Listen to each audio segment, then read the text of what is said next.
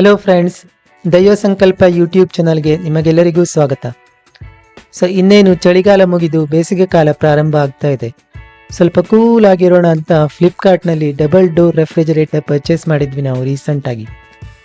ಈ ಪ್ರಾಡಕ್ಟ್ನ ಪರ್ಚೇಸ್ ಮಾಡಿರೋ ಎಕ್ಸ್ಪೀರಿಯನ್ಸ್, ಅನ್ಬಾಕ್ಸಿಂಗ್ ಹಾಗೆ ಪ್ರಾಡಕ್ಟ್ ರಿವ್ಯೂನ ನಿಮ್ಮ ಜೊತೆ ಶೇರ್ ಮಾಡಬೇಕು ಅಂತ ಈ ವಿಡಿಯೋನ ಮಾಡ್ತಾ ಇದ್ದೇನೆ. ಫ್ಲಿಪ್ಕಾರ್ಟ್ನಲ್ಲಿ ಆರ್ಡರ್ ಪ್ಲೇಸ್ ಮಾಡಿದ ಕೇವಲ 5 ದಿನಗಳಲ್ಲಿ ಡೆಲಿವರಿ ಕೊಟ್ಟರು. ನಮ್ಮನೆ ಸಿಟಿಯಿಂದ 12 ಕಿಲೋಮೀಟರ್ ದೂರ ಇದ್ರೂ ಸಹ ಯಾವುದೇ ಚಾರ್ಜ್ ಇಲ್ಲದೇನೆ ಡೋರ್ ಡೆಲಿವರಿ ಕೊಟ್ಟಿದ್ದಾರೆ. ಪ್ರಾಡಕ್ಟ್ ತುಂಬ ನೀಟಾಗಿ ಪ್ಯಾಕ್ ಆಗಿತ್ತು. ಎಲ್ಲೂ ಸಹ ಪ್ಯಾಕೇಜ್ ಓಪನ್ ಆಗಿರಲಿಲ್ಲ. 6ನೇ ದಿನ ಸ್ಯಾಮ್ಸಂಗ್ ಇಂಜಿನಿಯರ್ ಬಂದು ಅನ್ಬಾಕ್ಸ್ ಮಾಡಿ ಇನ್ಸ್ಟಾಲೇಷನ್ ಮಾಡಿ ಡೆಮೋ ಕೊಟ್ಟರು. ಹಾಗೆ ಮೇಂಟೆನೆನ್ಸ್ ಹೇಗೆ ಮಾಡಬೇಕು ಅನ್ನೋದನ್ನು ನೀಟಾಗಿ ಎಕ್ಸ್ಪ್ಲೇನ್ ಮಾಡಿದರು. ಯಾವುದೇ ಡ್ಯಾಮೇಜ್ ಆಗಲಿ ಸ್ಕ್ರ್ಯಾಚ್ ಆಗಲಿ ಏನೂ ಸಹ ಇರಲಿಲ್ಲ.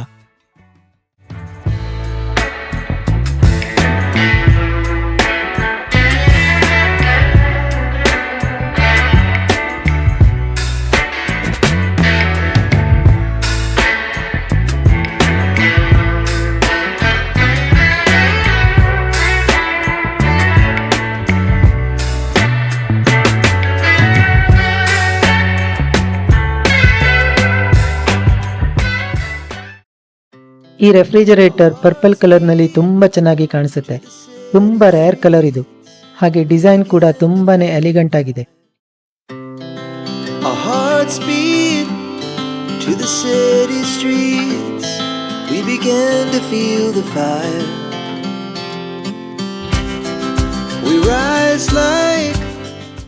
ಫ್ರಿಡ್ಜ್ನ ಒಳಗಡೆ ಹೇಗಿದೆ ಅಂತ ನೋಡೋಕ್ಕಿಂತ ಮುಂಚೆ ಇದರ ಫೀಚರ್ಸ್ ಏನೇನು ನೋಡೋಣ. ಇದು 236 litre frost free double door refrigerator. ಇದಕ್ಕೆ 2 ಸ್ಟಾರ್ ಎನರ್ಜಿ ರೇಟಿಂಗ್ ಇದೆ. ಇದು ಡಿಜಿಟಲ್ ಇನ್ವರ್ಟರ್ ಕಾಂಪ್ರೆಸರ್ ಆಗಿರೋದ್ರಿಂದ ಕಾಂಪ್ರೆಸರ್ಗೆ 20 ವರ್ಷ ವಾರಂಟಿ ಇದೆ. ಆಮೇಲೆ ಇದು ಹೋಮ್ ಇನ್ವರ್ಟರ್ನಲ್ಲೂ ಕೂಡ ರನ್ ಆಗುತ್ತೆ. ಈ ಫ್ರಿಡ್ಜ್ಗೆ ಸ್ಟೆಬಿಲೈಸರ್ ಬೇಕು ಅಂತ ಇಲ್ಲ, ಇನ್ಬಿಲ್ಟ್ ಆಗಿ ಸ್ಟೆಬಿಲೈಸರ್ ಇದೆ. ಇದರ ಮೇನ್ ಫೀಚರ್ ಅಂದರೆ ಇದಕ್ಕೆ ಕನ್ವರ್ಟಿಬಲ್ ಫ್ರೀಸರ್ ಇದೆ. ಅಂದರೆ ಫ್ರೀಸರ್ ಪೋರ್ಷನ್ನ ನೀವು ರೆಫ್ರಿಜರೇಟರ್ ಆಗೂ ಸಹ ಯೂಸ್ ಮಾಡಬಹುದು. ನಿಮಗೆ ಗೊತ್ತಿರಬಹುದು, ಡಬಲ್ ಡೋರ್ ಫ್ರಿಡ್ಜ್ನಲ್ಲಿ ಮೇಲ್ಗಡೆ ಪೋರ್ಷನ್ ಫ್ರೀಸರ್, ಇದನ್ನು ನಾವು ಯೂಸ್ವಲಿ ಐಸ್ ಮಾಡೋಕ್ಕೆ ಯೂಸ್ ಮಾಡ್ತೇವೆ. ಕೆಳಗಡೆ ಪೋರ್ಷನ್ ರೆಫ್ರಿಜರೇಟರ್, ಇದರಲ್ಲಿ ನಾವು ಫ್ರೆಶ್ ಫುಡ್ಡನ್ನು ಇಡಲಿಕ್ಕೆ ಯೂಸ್ ಮಾಡ್ತೇವೆ. ಈ ಫ್ರಿಡ್ಜ್ನಲ್ಲಿ ನೀವು ಫ್ರೀಜರ್ ಪೋರ್ಷನ್ ಮತ್ತು ರೆಫ್ರಿಜರೇಟರ್ ಪೋರ್ಷನ್ ಎರಡರದ್ದು ಟೆಂಪ್ರೇಚರನ್ನು ಕಂಟ್ರೋಲ್ ಮಾಡಬಹುದು. ಮೇಲ್ಗಡೆ ಡೋರ್ಗೆ ಇದಕ್ಕೋಸ್ಕರ ಡಿಸ್ಪ್ಲೇ ಇದೆ, ಹಾಗೆ ಬಟನ್ಸ್ ಕೂಡ ಇದೆ. ಫ್ರೀಸರ್ ಪೋರ್ಷನ್ನಲ್ಲಿ ನೀವು -15 ಡಿಗ್ರಿ ಸೆಲ್ಸಿಯಸ್ನಿಂದ -23 ಡಿಗ್ರಿ ಸೆಲ್ಸಿಯಸ್ ತನಕ ಟೆಂಪ್ರೇಚರ್ ಕಂಟ್ರೋಲ್ ಮಾಡಬಹುದು. ಹಾಗೆ ರೆಫ್ರಿಜರೇಟರ್ ಪೋರ್ಷನ್ನಲ್ಲಿ ನೀವು 1 ಡಿಗ್ರಿ ಸೆಲ್ಸಿಯಸ್ಸಿಂದ 7 ಡಿಗ್ರಿ ಸೆಲ್ಸಿಯಸ್ ತನಕ ಟೆಂಪ್ರೇಚರ್ ವೇರಿ ಮಾಡಬಹುದು.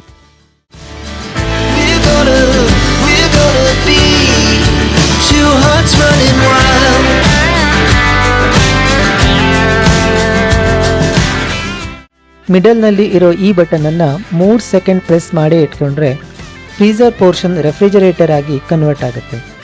ಇವಾಗ ನೀವು ಮೇಲ್ಗಡೆ ಪೋರ್ಷನನ್ನು ಸಹ ಫ್ರೆಶ್ ಫುಡ್ ಇಡಲಿಕ್ಕೆ ಯೂಸ್ ಮಾಡಬಹುದು.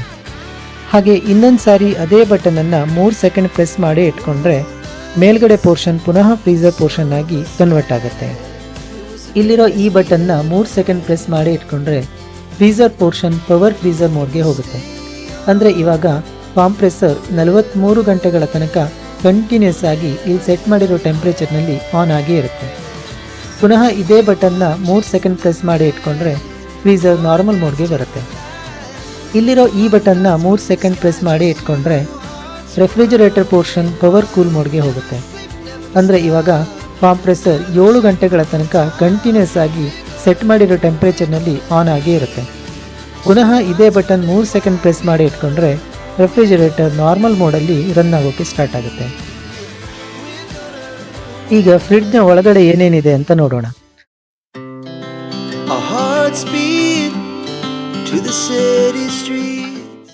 ಕೆಳಗಡೆ ಡೋರ್ನಲ್ಲಿ ಟಾಲ್ ಬಾಟಲ್ ಗಾರ್ಡ್ ಇದೆ.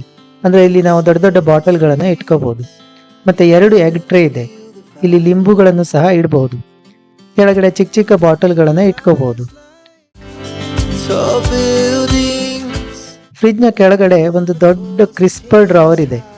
ಇದನ್ನು ನಾವು ತರಕಾರಿ ಇಲ್ಲ ಹಣ್ಣುಗಳನ್ನು ಇಡಲಿಕ್ಕೆ ಯೂಸ್ ಮಾಡಬಹುದು.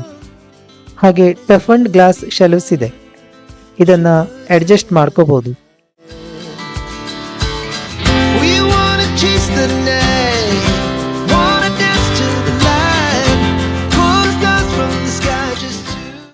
ಹಾಗೆ LED ಲೈಟ್ ಸಹ ಇದೆ, ತುಂಬಾ ಒಳ್ಳೆ ಬ್ರೈಟ್ ಲೈಟ್ ಬರುತ್ತೆ.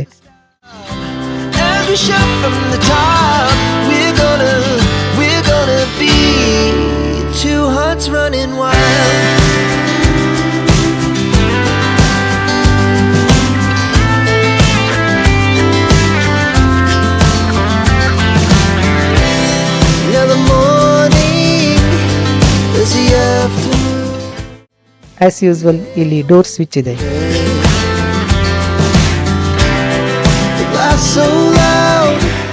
ಇನ್ನು ಮೇಲ್ಗಡೆ ಪೋರ್ಷನ್ ನಲ್ಲಿ ಡೋರ್ ಸೈಡ್ ಮಿಲ್ಕ್ ಟ್ರೇ ಇದೆ.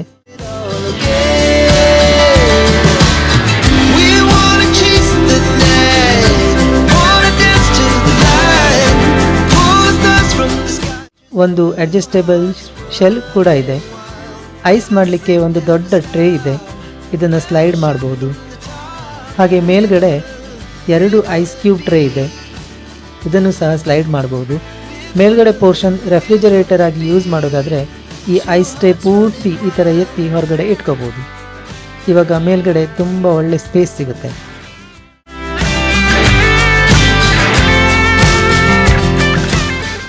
ಈಗ ಸ್ಯಾಮ್ಸಂಗ್ ಇಂಜಿನಿಯರ್ ಪ್ರವೀಣ್ ಅವರು ಈ ಪ್ರಾಡಕ್ಟ್ನ ಡೆಮೋ ಕೊಡ್ತಾರೆ, ಬನ್ನಿ ನೋಡೋಣ.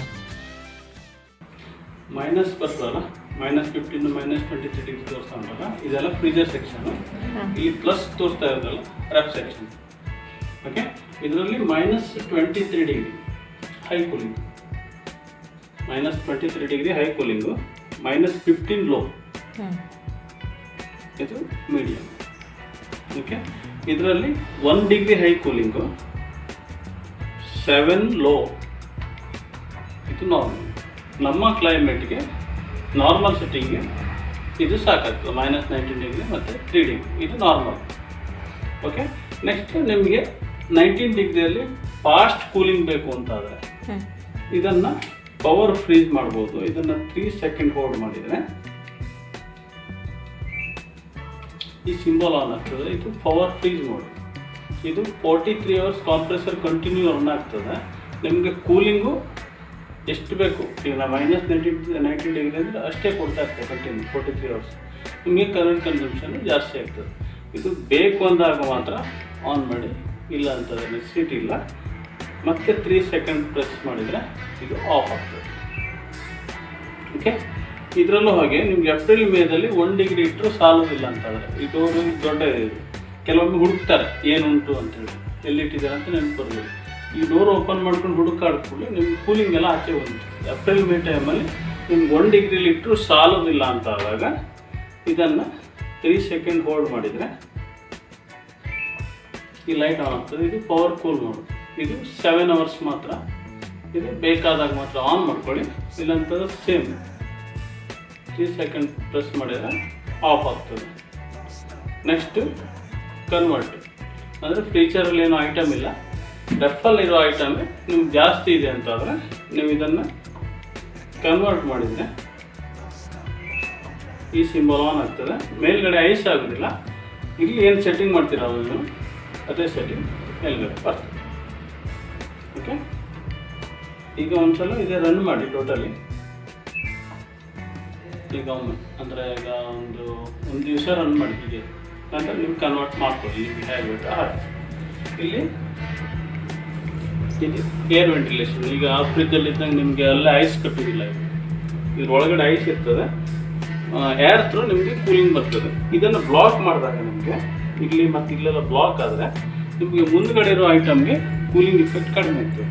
ಅದರಿಂದ ಇದು ಏರ್ ವೆಂಟಿಲೇಷನ್ ಇದೆಯಲ್ಲ, ಇದೆಲ್ಲ ಓಪನ್ ಇಡಬೇಕು ಅಂದರೆ ಪಾತ್ರೆ ಇದಕ್ಕಿಂತ ಕೆಳಗಡೆ ಇಟ್ಟಾಗ ಇದು ಬೇಕಾದಾಗ ಮಾತ್ರ, ಅಂದರೆ ಫ್ರೀಜರ್ ನೀವು ರನ್ ಮಾಡ್ತೀನಿ ಅಂತಾದಾಗ ಮಾತ್ರ ಇದನ್ನು ಯೂಸ್ ಮಾಡಿ. ಇಲ್ಲ ಅಂತಂದ್ರೆ ನೀವು ತೆಗೆದಿಟ್ಕೊಂಡ್ರೆ ನಿಮಗೆ ಇದು ಸ್ಪೇಸ್ ಸಿಗ್ತದೆ. ನೀವು ಐಸ್ ಕ್ಯೂಬ್ ಬೇಕಾದಾಗ ಮಾತ್ರ ಅದು ಯೂಸ್ ಮಾಡ್ತಾರೆ ಆಯ್ತು. ಇಲ್ಲಿ ಮತ್ತೆ ಕೆಲವೊಮ್ಮೆ ಏನಾದ್ರು ಐಟಮ್ ಬಿಡಬೇಕಾದ್ರೆ ಇಲ್ಲಿ ನೀರು ಏನಾದರೂ ಬಿದ್ದರೆ ತುಂಬ ಜನ ಇದರಲ್ಲಿ ಹಾಕ್ತಾರೆ. ಇದು ಡ್ರೈನೇಜ್ ಅಲ್ಲ, ಇದು ಏರ್ ವೆಂಟಿಲೇಷನ್. ಇಲ್ಲಿ ಬಂದು ಏರ್ ಇಲ್ಲಿಂದ ಸರ್ಕ್ಯುಲೇಟ್ ಆಗ್ತಾ ಇರ್ತದೆ. ಅದರಿಂದ ಇಲ್ಲಿ ಬ್ಲಾಕು ಮಾಡಬಾರ್ದು. ಇಲ್ಲೇನಾದ್ರು ಬಿದ್ದರೆ ಒರೆಸ್ಬೇಕು. ಓಕೆ, ನೆಕ್ಸ್ಟ್ ಇದು ಬ್ಲ್ಯಾಕ್ ಡಾಟ್ ಬರಲಿಕ್ಕೆ ಸ್ಟಾರ್ಟ್ ಆಗ್ತದೆ. ಒಂದು 2-3 ವರ್ಷ ಆದಮೇಲೆ, ನೀವು ಒಂದು 6-7 ತಿಂಗಳಾದ್ಮೇಲೆ ಇದನ್ನು ಓಪನ್ ಮಾಡಿ ಬಿಸಿ ನೀರೆಲ್ಲ ಚಿಕ್ಕಿದ್ರೆ ಹೋಗ್ತದೆ. ಅದು ನಂತರ ಆ್ಯಸ್ ಇಟ್ ಈಸ್ ಬಿಸಿಲಿಗೆ ಹಾಕಿಬಿಟ್ರೆ ಮತ್ತೆ ಸ್ಮೂತ್ ಆಗ್ತದೆ. ಸರಿ, ಪ್ರೆಸ್ ಮಾಡ್ಕೊಂಡ್ರೆ ಅದು ತೆಗ್ದು ಹಾಕಿ ಮಾಡ್ಬೋದಾ? ಇದು ತೆಗಿಬೋದು. ಮತ್ತು ಇಲ್ಲೇನು ಸೆಟ್ಟಿಂಗ್ ಇರೋದಿಲ್ಲ, ಬರೀ ಇದೇ ಸೆಟ್ಟಿಂಗ್. ಇದನ್ನು ತೆಗೆದು ಕ್ಲೀನ್ ಮಾಡ್ಬೋದು. ಇದು ದೊಡ್ಡ ಬಾಟ್ಲ್ ಇದ್ದರೆ ನಿಮಗೆ ಇದನ್ನು ಇರ್ಬೋದು. ಲಿಂಬು ಕೆಳಗಡೆ ಸಣ್ಣ ಬಾಟ್ಲು, ವೆಜಿಟೇಬಲ್ ಬಾಕ್ಸು, ಮತ್ತು ನಿಮ್ಗೆ ಇಲ್ಲಿ ಯಾವ್ದು ಬೇಕು ಅದನ್ನು ಯೂಸ್ ಮಾಡ್ಬೋದು. ಮತ್ತು ಇನ್ವರ್ಟ್ರಿಗೆ ಬರ್ತದೆ. ಇನ್ವರ್ಟ್ರಿಗೆ ಬರ್ತದೆ. ನಿಮ್ಮ ಬ್ಯಾಟ್ರಿ ಕೆಪಾಸಿಟಿ ಮೇಲೆ ಡಿಪೆಂಡ್. ಹಾಂ, ಅಂದರೆ ಈಗ ನೀವು ಇನ್ವರ್ಟರ್ ಓಡಿಸಿದ್ದೀರಿ ಅಂತಂದರೆ ಕರೆಂಟ್ ಹೋದಾಗ ರನ್ ಆಗ್ತದೆ. ಅವಾಗ ಇನ್ವರ್ಟರ್ ಬ್ಯಾಟ್ರಿ ಕರೆಂಟ್ ಜಾಸ್ತಿ ಇರ್ತದಲ್ಲ, ಇದು ರನ್ ಆಗುತ್ತೆ. ಹಾಗಾಗಿ ಇನ್ವರ್ಟರ್ ಬ್ಯಾಟ್ರಿ ಎಷ್ಟು ವ್ಯಾಟ್ ಇದು?